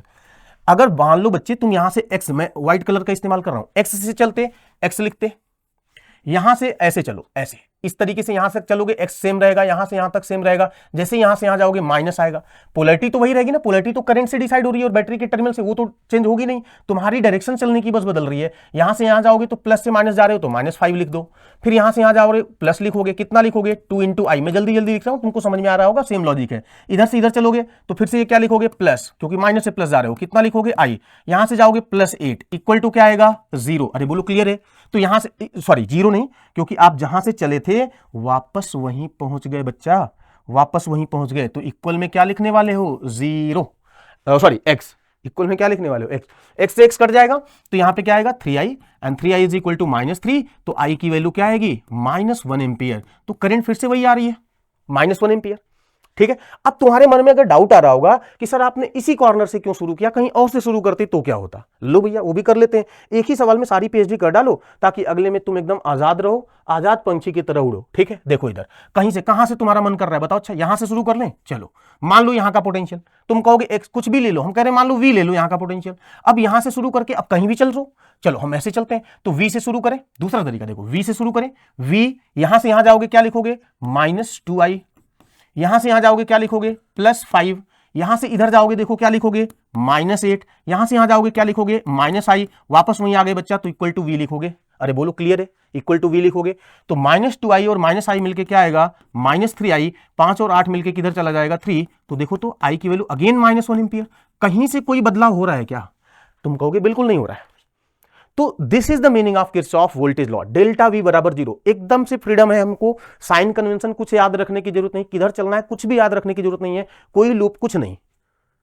तो आइए बच्चों, हम जितना भी सीखें इस पे करते हैं क्वेश्चन। ठीक है, और क्वेश्चन आपके सामने, आप इसको ध्यान से पढ़ेंगे। ठीक है, जितना भी हमने अभी समझाया है उस पे बेस से क्वेश्चन है, और आप बहुत जल्दी से इस क्वेश्चन को कर सकते हैं। ये क्वेश्चन सब्जेक्टिव और ऑब्जेक्टिव हर तरह के सवालों में एग्जाम में आ सकता है। तो आप बताइए इसका क्वेश्चन का आंसर क्या आने वाला है। देखिए क्या लिखा हुआ है, use Kirchhoff law to determine the potential difference between the points A and D. कहां है ए?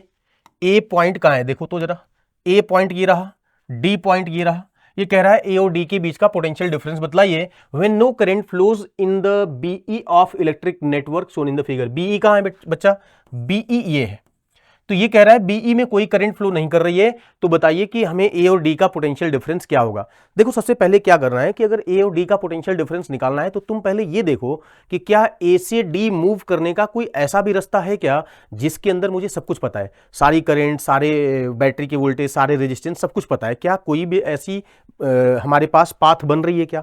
तो अगर हम ए से डी जाने की कोशिश करें तो ये रास्ते में एक पाथ तो ये बन सकता है, मगर यहां पे देखोगे तो ये रेजिस्टेंसेस और इसकी करंट तो हमें नहीं पता, तो इसलिए यहां से यहां हम मूव नहीं कर पाएंगे।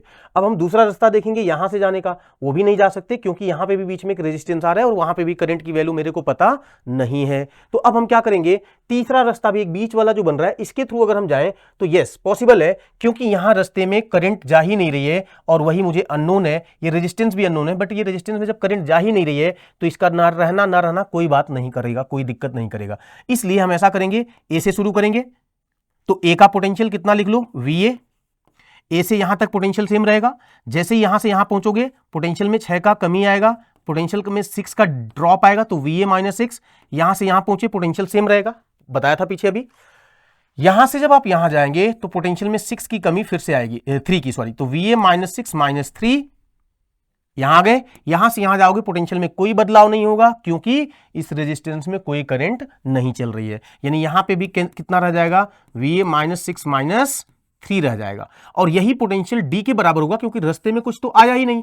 दैट मीन्स कि वी डी बराबर है किसके, वी ए -6 -3 के। तो अपने को V D minus V A निकालना है, तो V D minus V A कितना आएगा बच्चा, -9। आप अगर इसको V A minus V D कर दीजिए तो आंसर क्या आ जाएगा, V A minus V D अगर कर दीजिए तो ये आ जाएगा V A minus V D, V A minus V D V A minus V D की वैल्यू आ जाएगी तुम्हारे पास 9। तो V A minus V D बराबर 9 वोल्ट और यही इस क्वेश्चन का आंसर हो जाएगा। ठीक है बच्चा, बात समझ में आई? तो जो मैंने तुमको तरीका पीछे बताया था उसी तरीके से इस क्वेश्चन को सॉल्व कर सकते हैं। बहुत ही आसान सा क्वेश्चन है। आइए चलिए हम आगे बढ़ते हैं। ठीक है, किरचॉफ लॉ से ही सॉल्व किया हमने, कुछ अलग नहीं किया, क्योंकि देखो ये किरचॉफ लॉ से क्वेश्चन को सॉल्व करने के लिए बोला गया था। इसको तुम पॉइंट मेथड भी नाम दे सकते हो क्योंकि हर पॉइंट का हमने पोटेंशियल मार्क किया है। पॉइंट मेथड और किरचॉफ लॉ कोई नई चीजें नहीं है, सब दोनों एक दूसरे के कॉम्प्लीमेंट्री ही है। हमने एक जगह से चलते हुए दूसरे जगह तक अगर हम मूव किए हैं और हर जगह का पोटेंशियल अगर मार्क किए हैं तो वो किरचॉफ लॉ ही है बेटा। ठीक है, उसमें कुछ नया नहीं है। आ जाइए अगले क्वेश्चन की तरफ बढ़ते हैं। In the electric network shown in the figure, use Kirchhoff rules to calculate the power consumed by the resistance R4. R4 कहाँ है? ये बीच वाला रेजिस्टेंस है, तो बीच वाले रेजिस्टेंस में मुझे पावर कैलकुलेट करना है। देखो पावर कैलकुलेट करने के लिए तुम्हें उसकी करंट पता होना चाहिए या वोल्टेज पता होना चाहिए, यानी इसके दोनों एंड का पोटेंशियल डिफरेंस पता हो जाए या इसकी करंट पता चल जाए तो पावर हम निकाल सकते हैं। बिकॉज पावर का फार्मूला होता है I2R या V² डिवाइड बाई R। तो क्योंकि क्वेश्चन को किरचॉफ लॉ से सॉल्व करना है, और एक बात और समझिए, इस क्वेश्चन में करंट की डायरेक्शंस ऑलरेडी मेंशन है। तो यहां पे हम जो अब तुम्हें बताएं, देखो क्या होता है किरचॉफ लॉ से सवालों को सॉल्व करने के लिए स्टेप 1 जो होता है, वो स्टेप 1 जो होता है कि करंट को एज्यूम करना होता है। लेट करंट आपको एज्यूम करना होता है हर एक ब्रांच के अंदर। यहां इन्होंने पहले से ही दे रखा है करंट की वैल्यू, कोई दिक्कत की बात नहीं है। अब स्टेप 2 क्या होता है कि स्टेप 2 में हम KCL अप्लाई करने की कोशिश करते हैं। KCL, ठीक है, किरचॉफ करंट लॉ, जंक्शन पे अलजेब्रिक सम ऑफ करंट क्या होना चाहिए, 0। और स्टेप नंबर 3 होता है कि हम KVL अप्लाई करते हैं लूप के अंदर। और step number 4 and last step होता है कि जो भी इक्वेशन ऊपर बन रही होती हैं, सॉल्व इक्वेशंस। तो ये होते हैं बेटा हमारे पास किरचॉफ लॉ के अंदर टोटल 4 स्टेप्स जिनको हम अप्लाई करके सवालों को सॉल्व करते हैं। ठीक है, तो यहां पे इस क्वेश्चन के अंदर अगर हम ध्यान से देखें तो देखो स्टेप 1 ऑलरेडी करंट दिया है, स्टेप 2 वो भी मेंशन है। क्यों? ध्यान से देखो इस लूप पे क्या रहा है, इस लूप के इस नोड पे क्या हो रहा है बताइए। इस नोड पे ये जो आने वाली करंट है I1 है, इधर से जो करंट जा रही है ये क्या है, I2 है, ऑब्वियस सी बात है दोनों मिलकर के इधर करंट बनाएंगी और वो क्या होगी I1 प्लस I2। तो लूप की इक्वेशन भी ऑलरेडी इन्होंने क्वेश्चन में मेंशन ही करके रखी है, तो ये दोनों स्टेप हमें लगाने की जरूरत अब बिल्कुल नहीं है।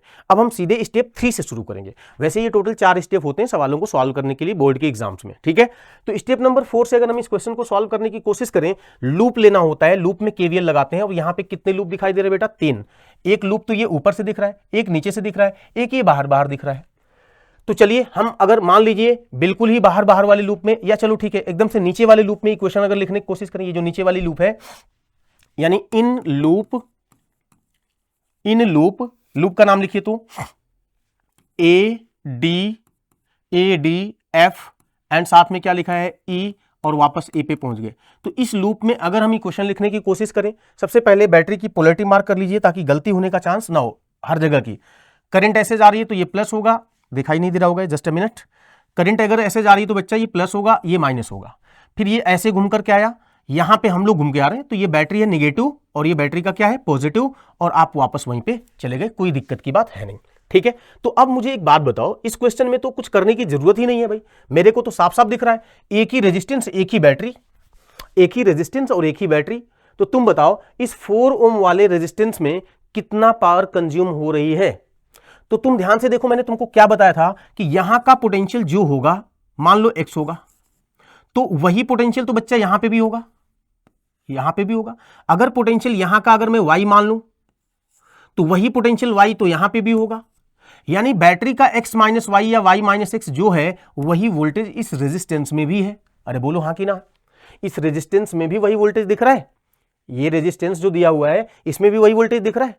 तो वोल्टेज इस रेजिस्टेंस में कितना गया? जो बैटरी का वोल्टेज है, क्योंकि यही y यहां पे भी है, यही x यहां पे भी है, तो बैटरी का वोल्टेज अगर 6 है तो इस रेजिस्टेंस में भी वोल्टेज कितना होगा? 6 ही होगा, सही है, क्योंकि y माइनस एक्स जो है वहां का वोल्टेज है। अब पावर पूछा गया था, तो पावर का फार्मूला क्या होता है? v square divide by R, v square divide by R. तो आप v स्क्वायर बोले तो 6 का स्क्वायर 36, और 36 को कर दो r से डिवाइड बोले तो 4, कितना आएगा? 9 वाट। तो 9 वाट इस क्वेश्चन का आंसर है, ठीक है, 9 वाट इस क्वेश्चन का आंसर है। अब मैं इस क्वेश्चन में तुमसे एक और चीज अपने तरफ से पूछ लेता हूं ताकि किरचॉफ लॉ वाला पार्ट हमारा क्लियर हो जाए। इस क्वेश्चन का आंसर तो आ चुका है कि 9 वाट की पावर 4 ओम के रेजिस्टेंस में कंज्यूम हो रही होगी। अब हम आपसे क्वेश्चन पूछ लेते हैं कि हर एक ब्रांच की आप क्या बतलाइए बच्चा? करंट बतलाइए। हर एक ब्रांच की क्या बतलाइए? करंट बतलाइए। क्लियर? तो करंट निकाल लो इसको, एक बार हर एक ब्रांच की करंट निकाल लो, क्या दिक्कत है? करंट हर एक ब्रांच की निकाल लीजिए, इससे फायदा ये होगा कि हम किरचॉफ लॉ के कोई भी सवाल कर पाएंगे। तो चलिए हम जो बता रहे थे उसको सीखते हैं। इस y को और x को यहां से हम डिलीट कर लेते हैं क्योंकि इनकी मुझे अभी कोई जरूरत नहीं है। तो हम हर एक ब्रांच की करंट निकाल लेंगे, क्योंकि करंट निकाल लेंगे तो सब कुछ आ जाएगा। हो सकता है वो क्वेश्चन में और भी कुछ पूछ दे कि बी और सी का पोटेंशियल डिफरेंस बताओ, ठीक है, कुछ भी पूछ दे इस 1 ओम वाले में, है ना। तो हमको सबसे पहले सर्किट की क्या निकालनी चाहिए? करंट। तो करंट निकालने के लिए ADFEA ADFEA इस लूप में हम इक्वेशन लिखेंगे। तो इस लूप में इक्वेशन लिखेंगे तो बताओ यहां से यहां जाओगे तो क्या लिखोगे? -4i1। क्या लिखोगे? -4i1। फिर ये वापस घूम करके इधर से इधर आ जाओ तो क्या लिखोगे? +6। वापस वहीं चले गए तो ये इक्वल में क्या आना चाहिए? 0। क्लियर है बात? तो यहां से हमारे पास i1 की वैल्यू आ चुकी है and it is 6 divide by 4 ampere. i1 की वैल्यू क्या आ चुकी है? 6 डिवाइड बाई 4 एम्पियर। i1 नहीं, ये i1 प्लस i2 थी, सॉरी, ये i1 प्लस i2 था, क्योंकि एक लाइन में तो आंसर नहीं आएगा ना भाई। देखो 4 -4 और ब्रैकेट में क्या लिखना है? इसमें जाने वाली करंट क्या थी? i1 प्लस i2 थी, i1 प्लस i2 थी, और घूम करके वापस आओगे तो प्लस कितना 6, और इक्वल में क्या आने वाला है? 0। तो यहां से i1 प्लस i2 की वैल्यू जो आ रही है, i1 प्लस i2 की वैल्यू जो आ रही है बच्चा, वो आ रही है 6 डिवाइड बाई 4 एम्पियर। ये हो जाएगी हमारे पास इक्वेशन नंबर 1। यानी कहने का मतलब इसकी करंट हमने निकाल लिया 6 डिवाइड बाई 4 एम्पियर, ठीक है। अब हम क्या करेंगे बताओ? अब हम क्या करेंगे? किसी दूसरे लूप में घूम लो, क्योंकि हमारे पास 2 वेरिएबल है ना, 2 वेरिएबल हैं, तो हमें एक और लूप की इक्वेशन बनानी पड़ेगी। तो इन लूप, चलो ऊपर वाले लूप में ले लेते हैं। लूप का नाम बताइए, ADCBA। अगर इस लूप में हम इक्वेशन लिखें तो बताइए क्या आने वाला है? -4 ब्रैकेट में क्या आएगा? i1 प्लस i2, और देखो यहां से यहां गए तो -4, फिर वापस इधर से इधर आ गए तो ये क्या आएगा? माइनस, बताओ इसमें पहले पोलैरिटी मार्क करो, इसमें पोलैरिटी तो मार्क करो। ये करंट ऐसे, ये वाली जो i1 है वो इधर से आ रही है, तो ये प्लस, ये माइनस और ये प्लस, ठीक है, माइनस और ये प्लस। तो अब बताइए क्या आने वाला है, हम यहां से यहां गए फिर वापस इधर आएंगे तो क्या लिखेंगे बताओ, -2i1, बैटरी में माइनस से प्लस जाओगे तो +12 एंड ये इक्वल में वापस जहां से चले थे वहीं आ गए 0, हमने ए से शुरू किया था घूम के वापस यहीं पे आ गए। तो अब ये जो इक्वेशन हमारे पास आ रही है -4i1 + i2 है ना, -4 और i1 + i2 की वैल्यू डायरेक्टली यहां से लिख सकते हो 6/4 -2i1 और +12 = 0। तो 4 से 4 कैंसिल हो जाएगा, -6 और 12 करोगे तो कितना आंसर आएगा, 6 आएगा प्लस में। तो -2i1 = 6। तो i1 की वैल्यू क्या आ चुकी है बेटा, 3 एम्पियर। i1 की वैल्यू क्या आ चुकी है, 3 एम्पियर। अब ये i1 की वैल्यू अगर हम पहले ही क्वेश्चन में रख दें तो हमें i2 आ जाएगा। तो i2 की वैल्यू क्या आएगी, 6/4 -3। ठीक है, देखो ये i1 की वैल्यू अगर हम उठा करके यहां पे रख दें तो i2 की वैल्यू क्या आएगी, 6/4 -i1 और -i1 का मतलब 3। तो यहां पे आ जाएगा i2 बराबर 4 3 जा 12, 12 में से 6 चला जाएगा तो ये क्या आएगा, -6/4 एम्पियर। और माइनस आना इस बात को प्रूव कर रहा है कि जो करंट की डायरेक्शन वहां पे i2 की गिवन है, करंट की डायरेक्शन जो यहां पे i2 की गिवन है वो गलत है, यानी करंट की डायरेक्शन अंदर जा रही होगी, बाकी वैल्यू सही है, वैल्यू हमारी उतना ही होगी। तो minus sign represent that direction of i2 is reverse, direction of i2 is reverse. तो अगर आपसे करंट पूछा जाता हर एक ब्रांच में तो आप ऐसे निकाल पाएंगे। पावर जो पूछा गया था वो तो डायरेक्टली आ गया था, उसमें कोई दिक्कत की बात है नहीं। ठीक है बेटा, आगे बढ़े, चलिए नेक्स्ट क्वेश्चन की तरफ मूव करते हैं। और नेक्स्ट क्वेश्चन है हमारे पास वो कुछ ये रहा। ठीक है, इस क्वेश्चन को सॉल्व करते हैं। Using Kirchhoff rules calculate current through the 40 ohm and 20 ohm resistors in the following circuit. क्या निकालना है, यूजिंग किरचॉफ लॉ करंट निकालना है मुझे, किसमें, 40 ओम के रेजिस्टेंस में और साथ में 20 ओम के रेजिस्टेंस में। 40 ओम मेरे को यहां दिख रहा है, 20 ओम मेरे को यहां दिख रहा है। तो पिछला जो सवाल किया था आप उसी तरीके से इसको भी करिए। अब देखो स्टेप 1 फिर से एक बार रिकॉल करिए, हमने क्या तुम्हें बताया था कि स्टेप 1 में आप क्या करिए, लेट करंट आप लेट करिए भाई। स्टेप 1 में आप करंट लेट करिए। स्टेप 2 में आपको क्या बताया था, स्टेप 2 में हमने आपको क्या बताया था कि केसीएल अप्लाई करिए। स्टेप 3 में क्या बतलाया था, स्टेप 3 में क्या बतलाया था कि केवीएल अप्लाई करिए। और स्टेप 4 में क्या बतलाया था कि सॉल्व इक्वेशंस। तो आप इक्वेशन सॉल्व करिए, ये 4 स्टेप तुमको बतलाया था। तो चलो शुरू हो जाते हैं। तो सबसे पहले आप एक काम करिए, जैसे पिछले वाले सवाल में आपने देखा था कि करंट नेगेटिव में आ गई थी, तो वो अगर प्रॉब्लम से बचना है, हालांकि फिर भी वो आ सकती है, but most of the case questions में अगर आपको बचे रहना है तो आप एक काम ये कर सकते हैं कि सबसे बड़ी जो बैटरी दिखाई दे पूरे सर्किट में वहीं से करंट को स्टार्ट किया जाए। तो करंट की सबसे बड़ी बैटरी कहां से दिख रही है बताइए जरा, 80। तो यानी कि यहीं से हम करंट को शुरू करते हैं, पॉजिटिव टर्मिनल से बाहर निकलते हुए करंट। तो ये करंट हमने दिखा दिया I। अब ये करंट यहां पे जाएगी, यहां जाने के बाद एक करंट इधर जाएगी, दूसरी करंट इधर जाएगी, तो हम इसको मान लेते हैं चलो I1 और इसको मान लेते हैं I2। अब ये I2 करंट इधर जाएगी, ये I1 इधर जाएगी और ये I। तो पोलैरिटी मार्क कर लीजिए, पोलैरिटी में ये माइनस ये प्लस, यहां पे क्या होगा प्लस और ये माइनस, यहां से ऐसे आएगा तो ये प्लस और ये माइनस, और ये I2 जाएगा तो ये प्लस और ये माइनस, ये प्लस और ये क्या होगा माइनस। बोलो बात समझ में आ रही है, बात समझ में आ रही है। अब हम लोग क्या करेंगे, अब हम लोग किरचॉफ सेकेंड स्टेप लगाएंगे केसीएल। तो केसीएल अगर हम लगा दें एट नोड सी, ठीक है बच्चा, एट नोड सी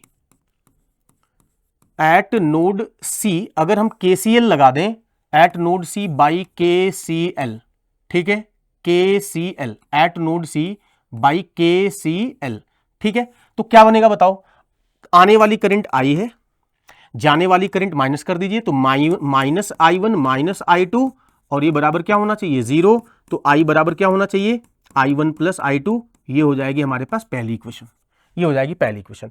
अब तुम लूप में इक्वेशन लिखो, क्योंकि 3 वेरिएबल है, 3 इक्वेशन चाहिए।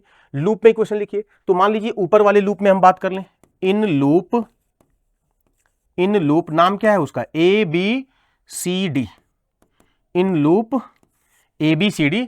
ABCD वाले लूप में अगर हम बातचीत करें, ABCD वाले लूप में अगर हम बातचीत करें तो क्या आने वाला है बताओ, A से शुरू करो आगे बढ़ो, तो कितना आएगा 80 प्लस में, फिर उसके बाद -20i, अरे दिख रहा है तुम्हें, A से शुरू करोगे प्लस -20i, फिर वापस इधर आ जाओ तो ये -40i1 और वापस वहीं चले गए तो इक्वल टू 0। अब एक काम करो, ये जो i की, जहां तुम्हें i, जैसे ये पहली इक्वेशन जो बनी रही होती है ना, हम उस पहली इक्वेशन में जो आई की वैल्यू लिखे रहे होते हैं उसको तुरंत प्लेस कर दिया करो। इससे क्या होगा, देखो हमें लास्ट में ऐसी इक्वेशन चाहिए दो जिनमें वेरिएबल्स सिमिलर हो। यहां हमने दो इक्वेशन बनाई बट वेरिएबल्स डिसिमिलर है, अलग अलग वेरिएबल्स हैं, राइट। सिमिलर वेरिएबल लाने के लिए आपको हमेशा ये काम करना चाहिए, वो जो पहले आई लिखे रहे होते हैं ना केसीएल से, उस आई की वैल्यू उठा करके आप जहां भी आई दिख रही है उसमें पुट कर लीजिए। तो यहां से अगर मैं आई रखूं इस जगह पे, आई अगर मैं इस जगह पे रखूं तो क्या आएगा बताओ, 80 माइनस 20, और यहां पे क्या आएगा, आई की वैल्यू i1 प्लस i2 है, तो minus 20 i1 minus 20 i2 minus 40 i1, और ये बराबर क्या होना चाहिए बच्चा, 0। तो ये क्या आएगा, 80, 20 i1 और 40 i1 मिल के माइनस 60 i1 और माइनस 20 i2, और ये बराबर क्या होना चाहिए, 0 होना चाहिए। अब इसको थोड़ा और सिंप्लीफाई कर लेते हैं, 80 को उस साइड भेज दीजिए और उसके बाद से 20 को कैंसिल, 20 से कैंसिल भी कर दीजिए, तो ये आएगा 3i1, 3i1 यहां पे क्या आ जाएगा, 20 से कैंसिल करोगे तो प्लस हो जाएगा सब, प्लस i2, और ये बराबर होना चाहिए, देखो ये उधर जाएगा तो माइनस में आएगा और माइनस हर तरफ कैंसिल हो गया था इसलिए प्लस हो गया, 20 से कैंसिल कर रहे हो तो इक्वल में क्या आएगा 4, इक्वल में क्या आएगा 4, इक्वेशन नंबर 2। तो i1 i2 में मैंने एक बहुत ही सिंपल सी इक्वेशन निकाल ली है। अब हम एक और इक्वेशन लगाएंगे, बिकॉज 3 वेरिएबल थे अपने पास तो 3 इक्वेशन होनी चाहिए। अभी तक 2 इक्वेशन की मैंने हेल्प ली, तीसरी इक्वेशन बनाइए नीचे वाले लूप में, ठीक है। तो इन लूप नाम लिख लो CDEF, ठीक है। लूप CDEF में अगर हम बात करें, कहीं से भी स्टार्ट आप कर सकते हैं, C से चलिए, D से चलिए, F से चलिए, E से चलिए, चलो C से चलते हैं। तो माइनस कलर चेंज कर लेते हैं, तो माइनस क्या बनने वाला है बताओ, 40i1, ठीक है, वहां से आएंगे माइनस 40i1, और ये यहां से यहां जाइए तो प्लस 40, आगे बढ़िए प्लस 10, और इसकी करंट कितनी है i2, तो प्लस 10i2, और ये इक्वल वापस वहीं चले गए तो 0। ये 10 से कैंसिल हो रहा है, तो 10 से कैंसिल हो रहा है तो बच्चा ये बनेगा कितना, माइनस 4i1, और ये आएगा तुम्हारे पास 10 से कैंसिल करोगे तो प्लस i2, और ये इस साइड जाएगा, ये इस साइड जाएगा, और उसके बाद उस साइड जाने के बाद ये माइनस हो जाएगा, और 10 से कैंसिल किया था तो माइनस 4 हो जाएगा, इक्वेशन नंबर 3। अरे बोलो इक्वेशन नंबर 3। तो देखो हमने ये स्टेप 3 भी अप्लाई कर लिया, अब स्टेप 4 अप्लाई करना है कि इन इक्वेशंस को हमें अल्टीमेटली सॉल्व करना है। देखो जो सबसे पहला काम हमने किया था, ये आई की वैल्यू उठा करके यहां पे रखा था, ये तुम्हें हर बार करना है, क्योंकि ये बच्चे लोग नहीं करते हैं इसलिए इक्वेशन सॉल्व नहीं होती है। बहुत सारे बच्चों की समस्या रहती है ना कि इक्वेशन सॉल्व नहीं हो रही है सर, वो इसीलिए नहीं सॉल्व होती है। आप जब तक उस आई की वैल्यू इसमें रखोगे नहीं, क्योंकि मुझे पता है अगली इक्वेशन i1 i2 में बनने वाली है, तो इसलिए शुरू वाली इक्वेशन भी i1 i2 में बना लो। अब बहुत आसान सी बात है, क्या करना है, इन दोनों इक्वेशन को सॉल्व करिए। या कैसे सॉल्व करेंगे कि सेकंड में से थर्ड को कर दो माइनस, सेकंड में से थर्ड को माइनस करोगे i2 से i2 कट जाएगा, नहीं होता तो फिर हम उसको किसी से मल्टीप्लाई वगैरह करके बराबर करते, यहां तो कट रहा है, तो ये आ जाएगा 3i1 और ये प्लस हो जाएगा तो 7i1 इक्वल टू 4 में से ये 4 माइनस करोगे तो 8 हो जाएगा। तो इस तरीके से i1 की वैल्यू आ गई बच्चा कितना, 8/7 एम्पियर।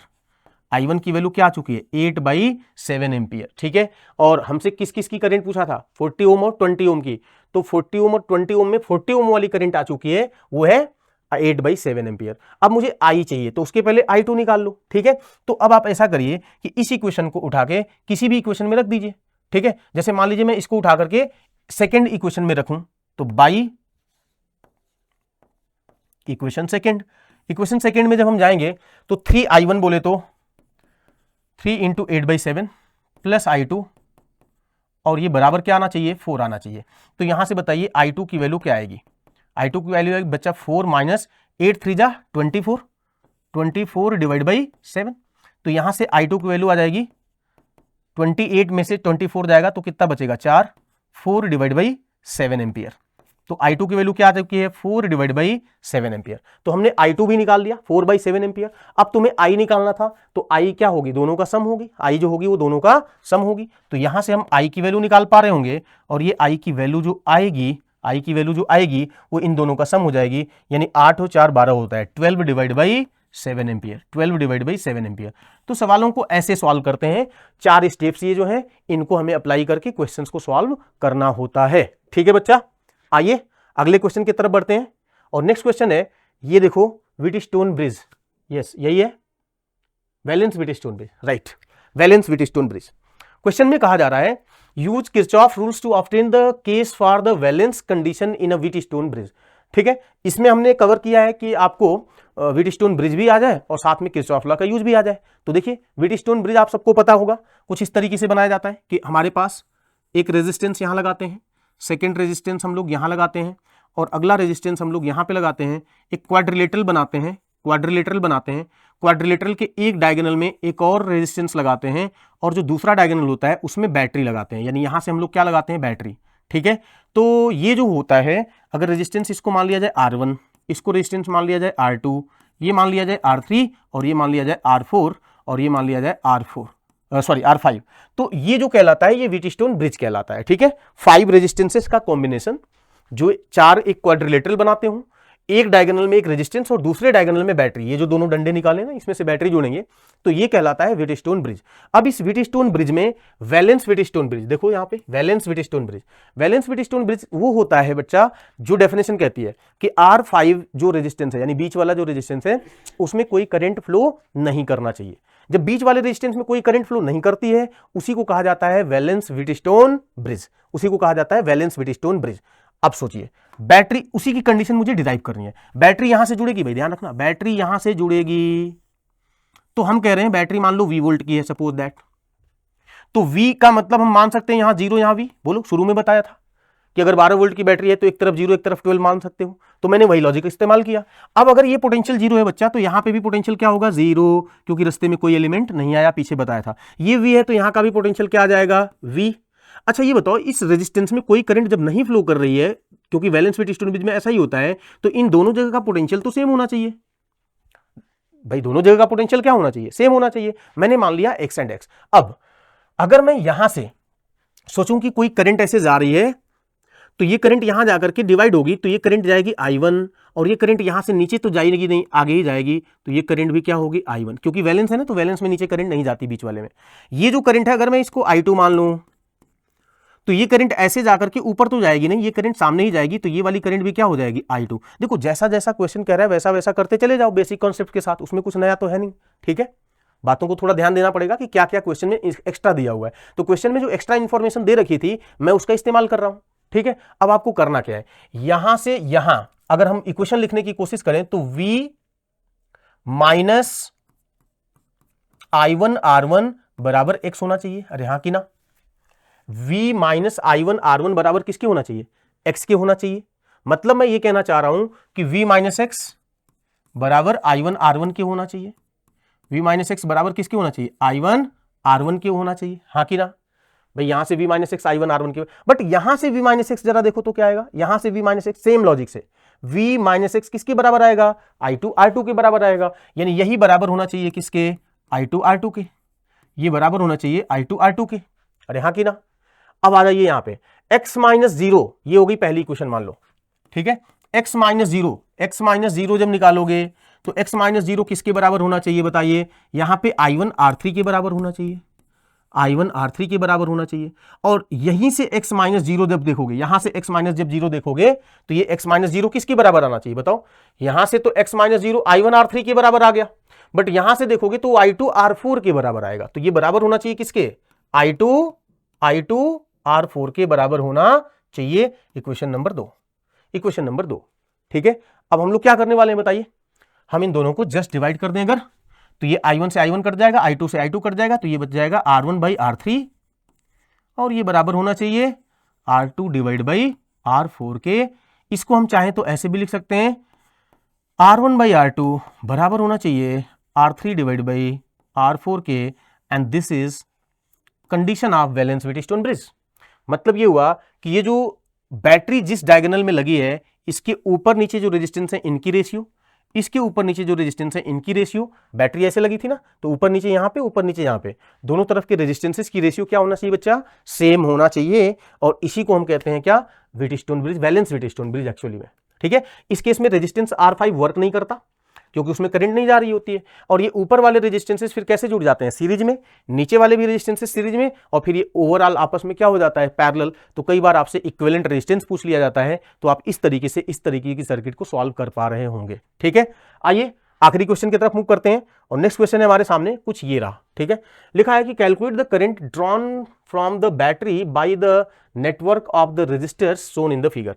बैटरी कितनी दिख रही है इस पूरे में? 4 वोल्ट की बैटरी है भाई, ध्यान रखना, ये 4 वोल्ट की बैटरी है, 4 वोल्ट की बैटरी है और एक मात्र बैटरी दिख रही है। जब कभी भी ऐसा हो कि पूरे सर्किट में सिर्फ एक ही बैटरी दिखे तो तुम्हें क्या करना चाहिए? पूरे का इक्विवेलेंट रेजिस्टेंस निकालना चाहिए। पहले पूरे का इक्विवेलेंट रेजिस्टेंस निकाल लो, और पूरे का इक्विवेलेंट रेजिस्टेंस निकालोगे बच्चा तो ये जानते हो, ये देखो ध्यान से, ये क्या है हमारे पास, ये अगेन 2/1 4/1 2/1, ये व्हीटस्टोन ब्रिज ही है, वैलेंस व्हीटस्टोन ब्रिज, ये है हमारे पास वैलेंस व्हीटस्टोन ब्रिज। कैसे देखो मैं बताता हूं, ये जो बी वाला जो पॉइंट है और ये ए वाला पॉइंट, देखिए सबसे पहले अगर मैं ए पॉइंट को यहां पे मार्क करूं, ए पॉइंट से नीचे से एक 2 ओम का रेजिस्टेंस जा रहा है, तो नीचे से एक 2 ओम का रेजिस्टेंस जा रहा है, वो एक जो है वो बी की तरफ जा रहा है रेजिस्टेंस, तो ये जो है वो यहां से एक रेजिस्टेंस जा रहा है 1 ओम का, और ये पॉइंट कहां गया? बी पे गया, और ये पॉइंट कहां पे गया था? डी पे गया था, ये डी पॉइंट पे आया था ऐसे। उसके बाद से बी से ऊपर ऊपर सी तक जा रहा है एक रेजिस्टेंस, तो बी से ऊपर ऊपर सी तक एक रेजिस्टेंस जा रहा है, and this resistance is of कितना? बोलो जल्दी, 2 ओम, 2 ओम, यस।